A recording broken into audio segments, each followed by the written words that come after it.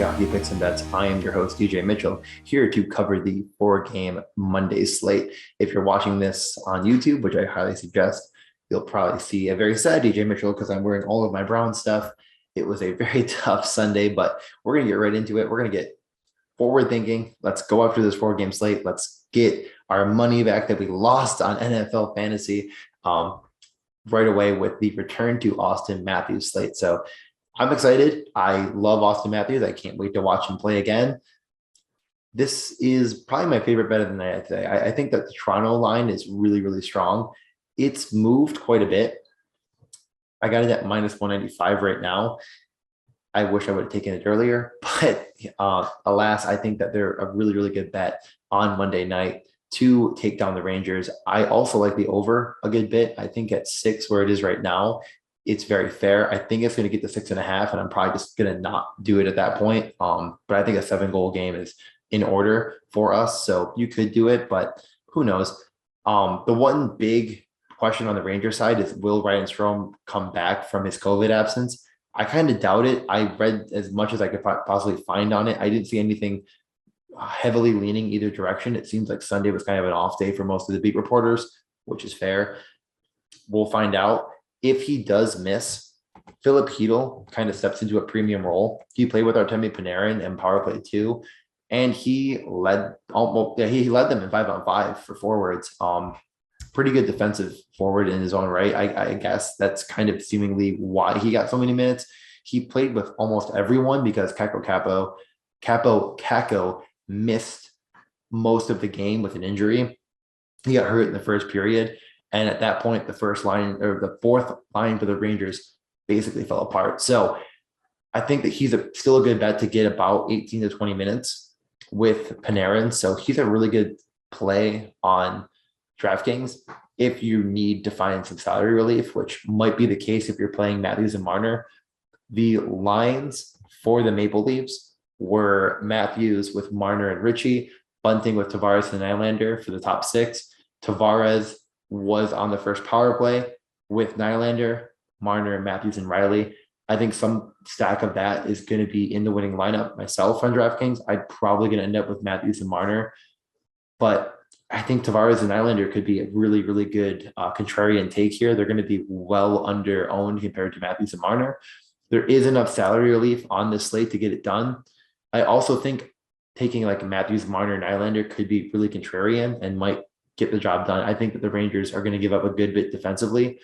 If you're fading Toronto on DraftKings, I would definitely jam in Georgiev. He should be the starter for the Rangers, and he's going to see a ton of shots. So if you're not playing Matthews, Marner, and the gang, it seems like a really good bet that the Rangers goal is going to be in that winning lineup. So that's kind of how I'd be attacking this slate, because this will be probably the focal point of most lineups. This game should be really high owned in general. And it does lead to a lot of props that I think are going to be favorable. As of recording, we don't have a ton of lines right now for player props.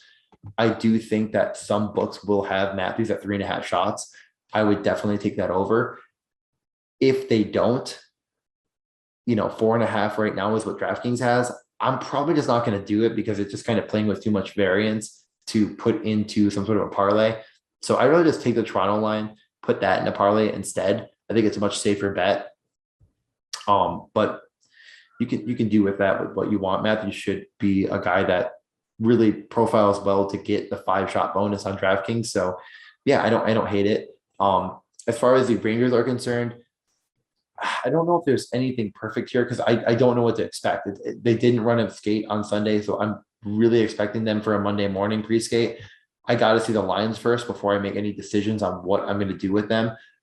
But Philip Hedl should be in a premium role. If they do put Zibanejad up with Panarin, I really might consider that on DraftKings because I do think it's going to be very under-owned. But we don't know that knowledge right now. So I'm just going to plan on playing Matthews and hoping those props get a little bit lower so I can jam them in myself. Game number 2 of the night, we have the Kraken at the Flyers. I watched a lot of the Seattle game on Saturday. They actually did push the pace a decent bit. I don't know if I'm going to take the over here at 6, but that's what I would lean. I also do like the Flyers side. Right now, I got it at minus 140 as of recording. I don't mind that at all at home. I think they're the better team here. I think the Flyers are actually like a little bit undervalued by the books. They did get the win on Friday night. They didn't play Saturday, and they did it with a great comeback. That first line of Giroux, Konechny, and Couturier was awesome. That was the play I had on DraftKings. It saved my night. I do think it's a really, really good line, and it correlates well in the power play. So I don't think a lot of people are going to play it. So I think it's a decent bet. But this game in general, I'm not planning on using it as anything but maybe a bit of a cap relief if I take some Kraken players. As far as the Flyers are concerned, if Ristolainen's back, this will change everything I'm about to say, but their defense was highly concentrated with Provorov getting 29 and Ellis getting 28 minutes. If Ristolainen comes back, I expect that to change. But a guy like Ellis at 6,100 I'm still considering it. He had a lot of blocks, a lot of shots. I think that will continue. The other play in this game that I think might get overlooked is Atkinson. It might be a bit too expensive. I think there's enough top plays that I want on this slate that I might not get to it at 5,800, but I do think that he is going to end up being a pretty good rate shooter for the Flyers and might end up being contrarian for people that take that first line. So I do like that play, and I like those shot props.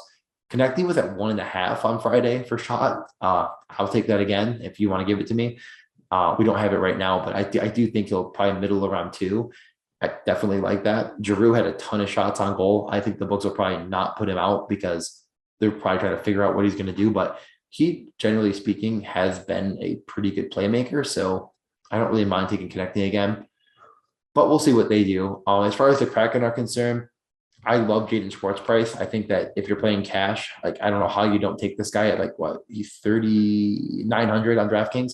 I don't know how you don't take that. He has been a great rate shooter in the past. I know McCann might cannibalize him a bit, but he still should be able to get there at 3,900. First power play, ton of minutes. Really seems like a pretty easy lock. Ryan Donato's come up in price a bit. He still is a good play at 3,400.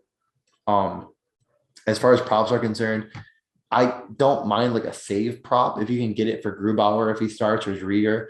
I think the Flyers will put up a ton of shots again, so I think the save props are probably the safest play there. Other than that, I think the Flyers at -140 at home seems like a good bet.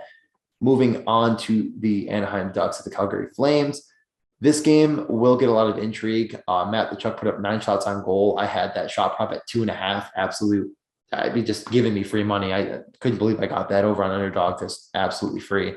Definitely take that again if they give it to me. Please do. He is a absolutely awesome rate shooter. Matt Tkachuk is. He played a ton of minutes. I mean, the what's his name? Sutter coaching for the Calgary Flames has been a bit of a question mark.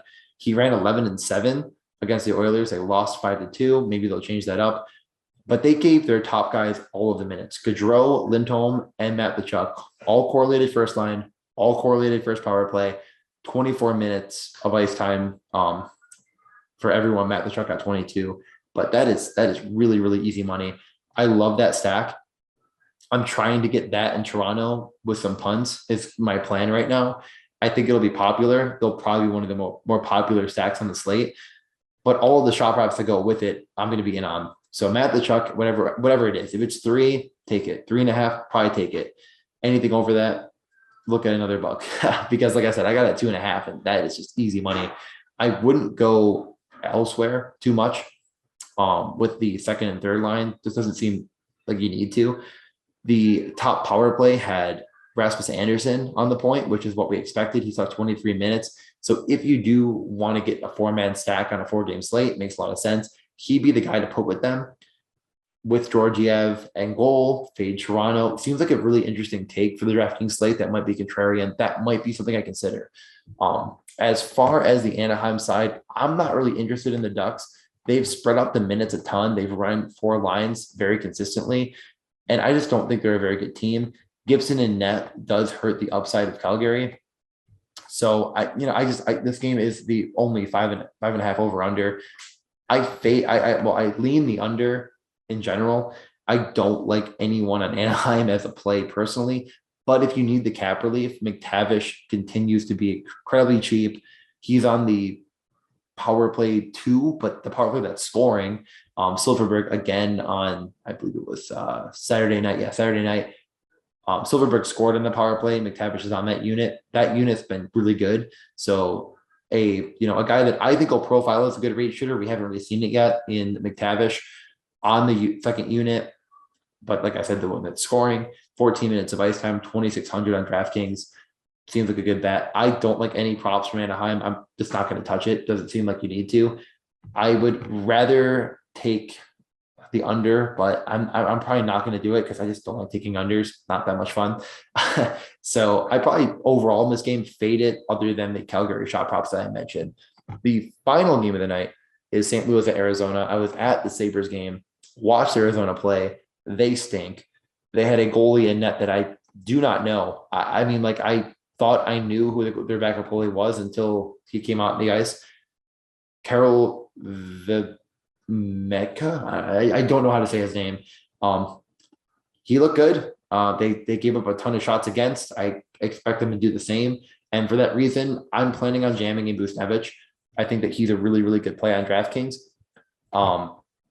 They ran a ton of Marco Scandella, 26 minutes, but he didn't get power play time. I do think that he's a fair bet as a really cheap punt defenseman, just because of the minutes and the chance of getting the block bonus. Buchnevich played with Shen and Jordan Kyrou. I think that's going to get overlooked. Buchnevich played with Kyrou on the second power play.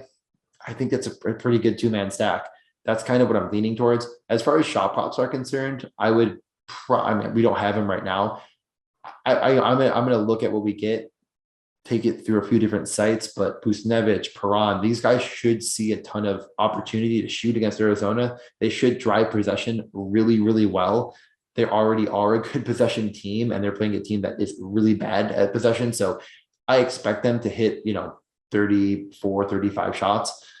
Seems like a fair bet. So I definitely think that I'm going to be trying to get some of the shot props on the St. Louis side, whatever it is, whatever ones I like the most, and I'll be tweeting them out so you guys can take a look.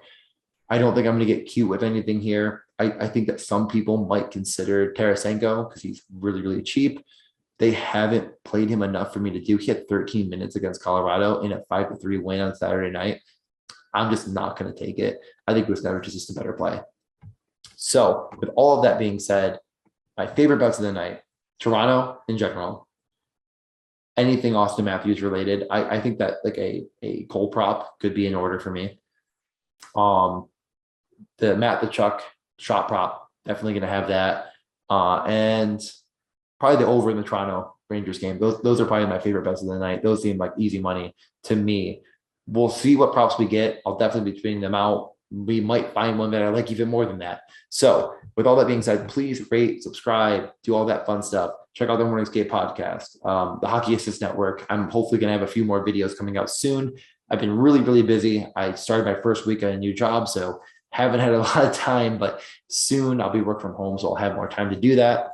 But with all that being said, it's a 4-game slate. Let's all cash our lineups out.